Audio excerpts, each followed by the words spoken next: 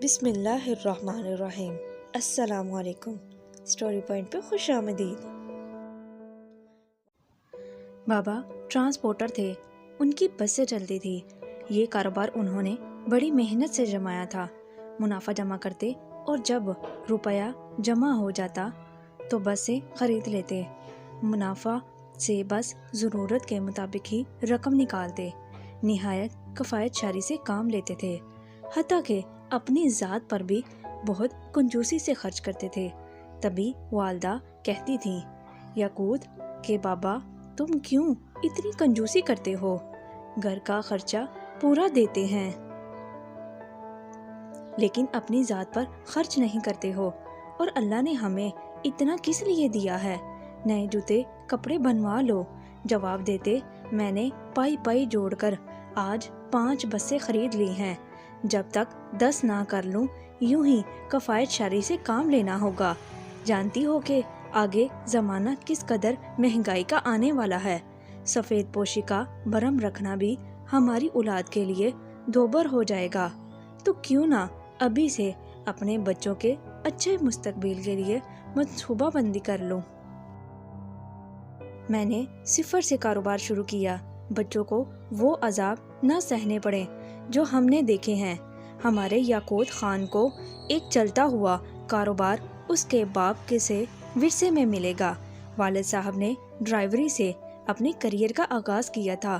جب ٹرانسپورٹ کے کاروبار کی سوجھ بوجھ آئی تو اپنا ذاتی مکان فروخت کر کے ایک بس خرید لی جسے خود چلاتے تھے۔ یوں رفتہ رفتہ اب وہ جانے مانے ٹرانسپورٹر بن گئے۔ بابا جان کو خود سے زیادہ اپنی اولاد کی فکر تھی۔ ہم 3 بہنیں تھیں اور ہمارا ایک بھائی تھا۔ زرغونہ باجی اور زمدرا کی شادی والد اپنی زندگی میں کر گئے تھے۔ میں ابھی 12 سال کی تھی کہ والد صاحب ٹریفک حادثے میں جاں بحق ہو گئے۔ برسوں رات دن کی مسافت کی زندگی ان کا معمول تھا۔ بالآخر بس ایک دن ٹرک سے جا ٹکرائی اور وہ جان کی بازی ہار گئے۔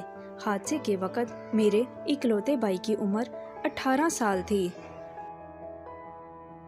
اور اب اسی کو والد کا ورثہ اور کاروبار سنبھالنا اور چلانا تھا۔ شاید اسی دن کے لیے وہ اتنا سرمایہ جوڑ رہے تھے۔ والد کی وفات کے 1 ماہ بعد یاقوت نے امی جان کے کہنے پر ٹرانسپورٹ کا کاروبار سنبھال لیا، لیکن ان کو زیادہ تجربہ نہ تھا کیونکہ اس عمر میں پڑھائی میں مصروف رہے تھے۔ FA کے سالانہ امتحان سے چند روز پہلے والد صاحب کا ایکسیڈنٹ ہو گیا اور BA کے امتحان میں نہ بیٹھے۔ اس کے بعد پڑھائی ادھوری رہ گئی۔ پرانے ملازم ایماندار اور وفادار تھے۔ والد ان کا اپنی اولاد کی طرح خیال رکھتے تھے، لیکن یاقوت بھائی کم عمر تھے۔ دوران ملازمین کی نصیحتوں اور ہر قدم پر رہنمائی کو دخل اندازی جانتے تھے۔ وہ والد کے ان وفاداروں سے چڑھنے لگے۔ کچھ موقع پر ستون نے بدگمانیاں ان کے دل میں ڈال دی تو یاقوت نے رفتہ رفتہ اپنے کاروبار میں شامل ان معاونین کی چھانٹی شروع کر دی جو زیادہ تجربہ کار تھے۔ وہ ان کے غلط فیصلوں پر بھائی کو روکنے ٹوکتے، حتیٰ کہ کبھی کہا ماننے سے بھی انکار کرتے۔ تب میرے بھائی جان اس بات کو انا کا مسئلہ بنا لیتے۔ یوں ان وفاداروں نے بھی ازا خود ان کی ملازمت کو خیر آباد کہہ دیا، اور بھائی ان کی جگہ نئے لوگوں کو بھرتی کر لیا جو موقع پرست، خوشامد کی اور بے ایمان لوگوں کا ٹولہ تھا۔ ان کی آپس میں ملی بھگت تھی۔ وہ اندر اندر کاروبار کو نقصان پہنچا رہے تھے، لوٹ کسوٹ کر کے اپنی جیبیں بھر رہے تھے۔ یاقوت کو دوست دشمن اچھے برے کی بالکل پہچان نہ تھی۔ نتیجہ یہ ہوا کہ کاروبار کھوکھلا ہونے لگا اور خساروں پڑتا گیا۔ ایک ایک کر کے بسیں بھی بکنا شروع ہو گئیں۔ جب آخری بس رہ گئی تب یاقوت کو ہوش آیا، لیکن اب کیا ہو سکتا تھا کہ چڑیاں چگ گئی کھیت۔ انہوں نے قرضہ لے کر 2 بسیں خرید لیں۔ قرضہ سود پر لیا تھا۔ امی جان نے روکا مگر ان کا کہا نہ مانا۔ جب تجربہ نہ ہو اور مراج بھی لاابائی ہو تو سوجھ بوجھ کہاں سے آئی؟ میرے خوشامد بھائی نے اپنے خوشامدی دوستوں کے کہنے میں آ کر قرضہ لیا اور کاروبار دوبارہ جمائے رکھنے کی کوشش کی، مگر نہ جما سکے۔ قرضہ خواہوں نے مدت پوری ہونے کے بعد روپے واپس لوٹنے کے تقاضوں کا اتنا ناک میں دم کیا کہ بائی کو بس سے اونے پونے بیچ کر ان کا قرضہ واپس کرنا پڑا، کیونکہ سود اتنا ہو گیا کہ والد نے جو نیا مکان بنوایا تھا بائی نے وہ بھی فروخت کر کے ان سود خوروں سے جان بچائی۔ لیکن ہم ان کی بے وقوفیوں کے باعث کوڑی کوڑی کے محتاج ہو گئے۔ جس نے عمر بھر عیش کی زندگی گزاری ہو، اچھا کھایا اچھا پہنا ہو، اور اگر اس کے پاس 1 روپیہ بھی نہ رہے تو وہ مایوسیوں کی اتھاہ گہرائی میں گر پڑتا ہے۔ غریبی آتے ہی دوستوں نے منہ موڑ لیا، رشتہ داروں نے ساتھ چھوڑ دیا، برے وقت میں تو اپنا سایہ بھی ساتھ نہیں دیتا۔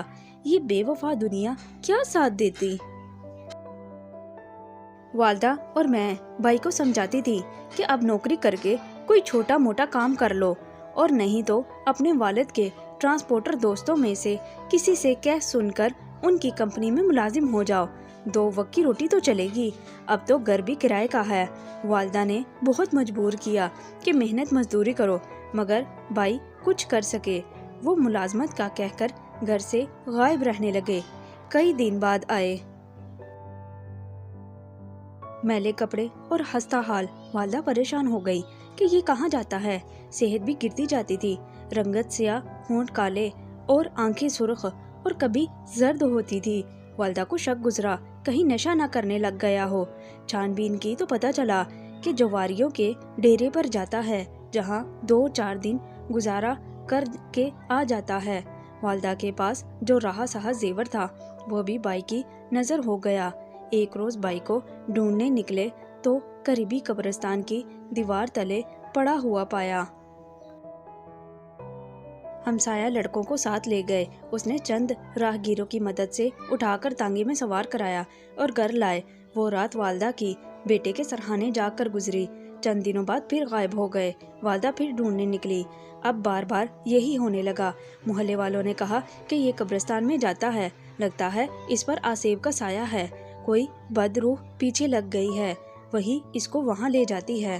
ماں بیچاری ان دنوں اتنی پریشان رہتی تھی کہ بتا نہیں سکتی۔ ان کی سمجھ میں نہ آتا تھا کہ کیا کریں۔ ایک تو گھر میں دال روٹی کے لالے پڑے تھے، اوپر سے بائی کی بیماری نے پریشان کر دیا تھا۔ بغیر بتائے گھر سے چلے جانا اور پھر بدتر حالت میں لوٹنا، میلے کچیلے مٹی سے بھرے گندے کپڑے اور نیم پاگل ہو کر منہ سے کچھ نہ بولتے۔ والدہ نے پیروں فقیروں کے پاس جا کر بیٹے کے لیے تعویذ گانڈے لینے شروع کر دیے کہ اگر کسی آسیب کا سایہ ہے تو ان کے لختے جگر کی جان چھوڑ دے۔ ماں نے پیروں فقیروں کے چکر میں پڑ کر میرا جہیز اونے پونے دے دیا، لیکن بائی نے جلد اس کی حالت بد سے بدتر ہوتی گئی۔ وہ میلے کے چلے بیٹے کو نہلا دھلا کر صاف کپڑے پہناتی تھی، جیب خرچ دیتی اور وعدہ لیتی کہ اب کہیں مت جانا۔ یاقوت وعدہ کر لیتا، جیب خرچ کے لیے ماں کو قسم کھا کر یقین دلاتا، اب جہاں جاؤں گا آپ کی اجازت سے جاؤں گا، لیکن پھر بغیر بتائے غائب ہو جاتا تو کوئی پڑوسی آ کر بتاتا کہ مزار پر پڑا ہے، برا حال ہے۔ گویا اب وہ ایک ایسی پھٹی تصویر کی مانند تھا کہ ماں ہاتھ جوڑ کر 1000 جتن کر کے اس کا دیدار تصور کو ثابت کرنا چاہتی، مگر نہ کر پائی۔ وہ ایک ٹوٹے ہوئے آئینے میں کیوں کر اپنی بدقسمت زندگی کا دلکش منظر تلاش کر سکتی تھی۔ میں سمجھاتی میں اب اسے اس کے حال پر چھوڑ دیں، میری اور اپنی فکر کرو۔ گھر میں بچے بس بے بس فرنیچر ہی باقی رہ گیا ہے۔ محلے والے وہی سمجھتے کہ اس پر سایہ ہے، لیکن یہ بات بعد میں معلوم ہوئی کہ یہ ساری مصیبت نشہ کرنے کی وجہ سے ہے۔ والدہ نے میری بڑی دونوں بہنوں کو بیعتہ کر دیا۔ بڑے بہنوئی بسیں چلاتے تھے، انہوں نے کسی طرح رقم جوڑ کر امی جان کو شہر میں مکان خرید کر دے دیا، جو باجی درکونا کے نام پر کیا، اور رہنے کو بھی ماں بیٹی کو دے دیا۔ بھائی کو بھی ساتھ لے آئے کیونکہ کرائے کے مکان میں اب ہم نہ رہ سکتے تھے اور وہ بیٹے کو گاؤں میں اکیلا نہ چھوڑ سکتی تھی۔ Thank you for watching. ملتے ہیں مزید نئی ویڈیو کے ساتھ۔ خدا حافظ۔